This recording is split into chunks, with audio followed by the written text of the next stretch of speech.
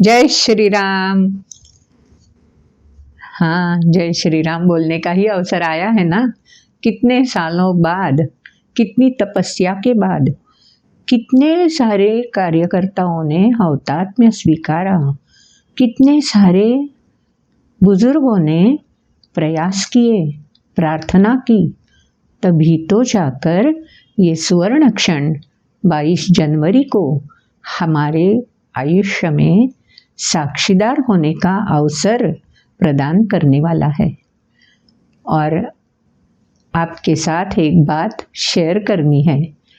22 जनवरी को अयोध्या में जो प्राण प्रतिष्ठा रामलला की होने वाली है, उस कार्यक्रम की साक्षीदार रहने का, होने का मौका, निमंत्रण मुझे मिला है। ये बात मैं आपसे कैसे छिपा सकती हूँ? आपके साथ शेयर करना मेरा दायित्व ही है। और जो निमंत्रण वहाँ से मुझे आया है, आप भी एक बार देख तो लो। यही वो निमंत्रण है। ये निमंत्रण लेकर आपकी प्रतिनिधि बनकर मैं अयोध्या 22 तारीख को पहुँचने वाली हूँ और वो सुवर्ण क्षण साक्षात अनुभव करने वाली हूँ। ये निमंत्रण पत्र के पीछे वहाँ जो राम मंदिर बनने वाला है, उसका चित्र है। ये निमंत्रण पत्र आपने टीवी पे तो देखा ही होगा, लेकिन आज मुझे गर्व से और अत्यंतिक स्नेह से ये दिखाते हुए बहुत ही आनंद हो रहा है। और इस सुवर्ण क्षण की साक्षीदार मैं बनने वाली हूँ। ये बात आपके साथ शेयर करनी है। और एक बात मैं शेयर करना चाहती हूँ। ये जो संकल्प हम सब ने, सब भारतीयों ने मिलकर किया था कि राम जन्मभूमि हमारी है, रामलला का जन्म जहाँ हुआ है वहाँ उन्हें स्थापित करना है। तो ये संकल्प करके कितने सारे हमारे बुजुर्गों ने प्रार्थना की, कितने सारे बुजुर्गों ने अपनी हयात खपाई है, युवाओं ने कार सेवा की है, उनमें से कईयों ने हौतात्म्य भी स्वीकारा है। तभी जाके ये सुवर्ण क्षण के साक्षीदार हम सब हो रहे हैं। तो उनके प्रति कृतज्ञता तो होनी ही चाहिए, है भी हमारे मन में, लेकिन फिर भी आनंद का क्षण भी है। तो उन्हीं की प्रार्थना, उन्हीं का त्याग, उन्हीं का बलिदान, ये सब, ये रामलला का जो मंदिर स्थापित हो रहा है, उसका दर्शन करते वक्त हमें हरदम याद रखना है। और एक बात याद रखनी चाहिए, श्री राम जन्मभूमि न्यास जो है, उस समिति ने अलौकिक कार्य किया है। मंदिर स्थापन करने का अलौकिक कार्य तो है ही। जग भर में मंदिर देखा जाएगा, सब लोग अचरज से देखते रहेंगे, लेकिन और एक महत्वपूर्ण काम किया है। वो काम क्या है, इसके बारे में मैं आपके साथ शेयर करना चाहती हूँ। वैसे तो जो भी आध्यात्मिक गुरु है, उनको निमंत्रण मिलना तय है। जो भी परदेश से आने वाले अतिथि है, उनको भी निमंत्रण मिलना तय है। जो डिग्निटरीज हैं हमारे देश के, सेलिब्रिटीज है, उनको भी निमंत्रण मिलना तय है। लेकिन श्री राम जन्मभूमि न्यास ने ये भी निश्चय करके हमारे जैसे अभी बीज बोने वाले जो कार्यकर्ता है, जो संस्थाएं हैं, उनके कार्य की भी दखल ले ली है। 2013 साल में श्री गुरुकुलम न्यास इस संस्था की स्थापना करने का निश्चय मैंने तो मन में कर लिया, लेकिन अकेले से काम नहीं बनता ना। तो जैसे ही 2013 साल में ठाणा जिले में महाराष्ट्र से मैंने ये काम शुरू किया, तो अपने आप इतने कार्यकर्ता समर्पित वृत्ति से जुड़ गए और आज 10 साल में श्री गुरुकुलम न्यास का विस्तार ठाणा डिस्ट्रिक्ट, रायगढ़, नासिक और पालघर डिस्ट्रिक्ट, इन चारों जिलों में इसका कार्य विस्तार है। कार्य विस्तार होगा किसके आधार पर?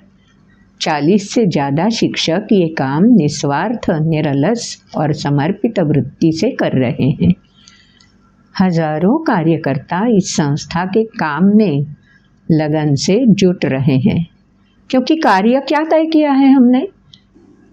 श्रीमद् भगवद गीता जो हमारी धरोहर है, आज जग भर जो ग्रंथ वंदनीय है, जिसमें जो संदेश श्री कृष्ण ने अर्जुन के माध्यम से हम सबको दिया है, वो संदेश कालातीत है, वो सबके लिए है। चाहे उम्र में कोई भी, छोटा हो, बड़ा हो, युवा हो, बुजुर्ग हो, कोई भी हो, सभी के लिए ये संदेश बहुत महत्वपूर्ण है। जीवन के कौन से भी, किसी भी अवस्था में हम जी रहे हो, चाहे नैराश्यग्रस्त हो, चाहे बहुत आनंद से उभर रहे हो, या क्या करें इस कंफ्यूजन स्टेट में हो, द्वंद्व से सामना कर रहे हैं, कुछ भी अवस्था हमारी हो, फिर भी जब भी हम भगवद गीता का संदेश जान लेने की कोशिश करें तो इस अवस्था से हम परिपूर्णता तक पहुंच सकते हैं, समाधान, तृप्ति, अवर्णनीय आनंद महसूस कर सकते हैं। तो ये भगवद गीता का प्रचार प्रसार तो करना ही चाहिए ना। तो वही काम श्री गुरुकुलम न्यास अपने कार्यकर्ताओं के साथ, प्रतिनिधियों के साथ, शिक्षकों के साथ अथक परिश्रम लेके करने की चाह रखता है, संकल्पित है। और संकल्प पूरा होने के लिए स्वाभाविक है, पहले खुद को संस्कारित करना चाहिए। तो इन सब कार्यकर्ताओं ने भगवद गीता पढ़ी है। 100 से ज़्यादा कार्यकर्ताओं ने गीता कंठस्थ भी की है और शंकराचार्य से आशीर्वाद और पुरस्कार भी प्राप्त किए हुए हैं। तो संस्कारित कार्यकर्ता जब आगे चलकर समाज में घुल मिल जाते हैं तो समन्वय की रीति अपने आप प्राप्त हो जाती है।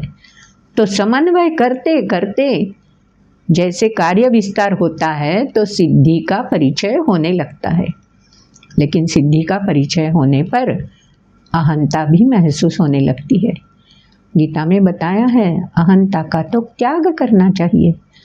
तो अहंता का त्याग कैसे हो जाए?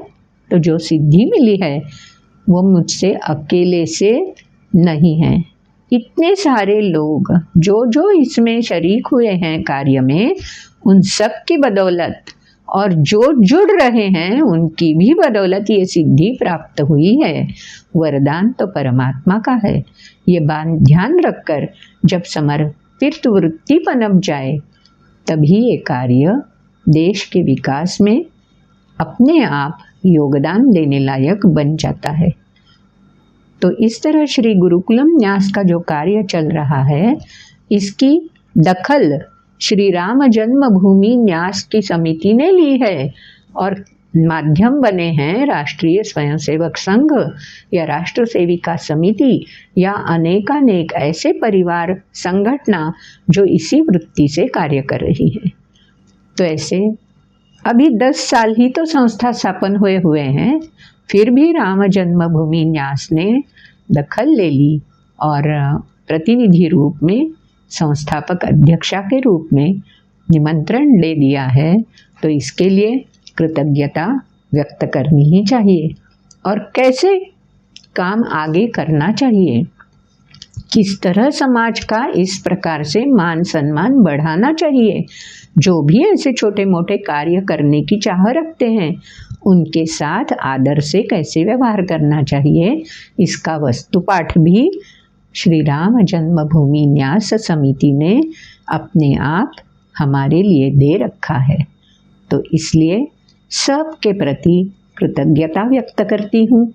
आपके साथ ये स्वर्ण क्षण की साक्षीदार होने का जो आनंद अनुभव करने जा रही हूँ, ये बात भी आपके साथ शेयर करती हूँ। और वापस आने पर फिर से हम जुड़ जाएंगे और जो भी अनुभव अनुभूति वहाँ प्राप्त हुई वो प्रसन्न चित्त से फिर से आपके साथ शेयर करूँगी। आज तो बस इतना ही। जय श्री राम, जय योगेश्वर।